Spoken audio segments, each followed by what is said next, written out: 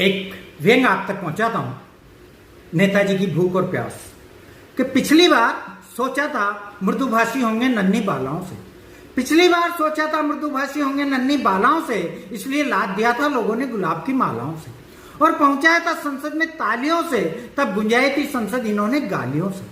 अतः इस बार आते ही गली में नेताजी को लोगों ने फूल फलों और लड्डुओं से तोला, सोचकर कि संगत का कुछ तो असर होगा।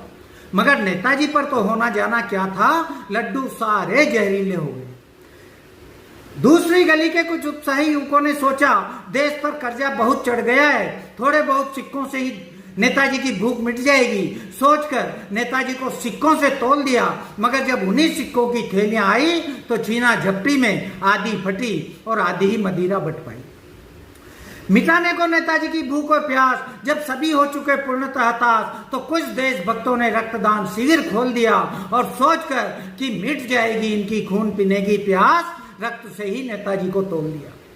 तब नहीं रख सके अपने पर काबू, आखिर मसीहा ने बोल दिया, अरे तुम क्या मेरी भूख और प्यास मिटाओगे? अरे तुम क्या मेरी भूख और प्यास मिटाओगे? मुझ सर्वहारी को चारा, हथियार और कफन तक खाते पाओगे। अरे शांति सेना और कारगिल में नकली हथियारों से लड़ते सैनिकों के रक्त से नहीं बुझी मेरी प्यास।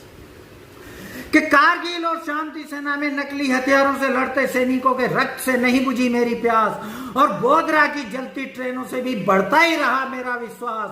अरे आसान सा नरसंहार तो नित्य मेरे घर होता है, और मामूली सांप्रदायिक दंगों से तो गला तर होता है।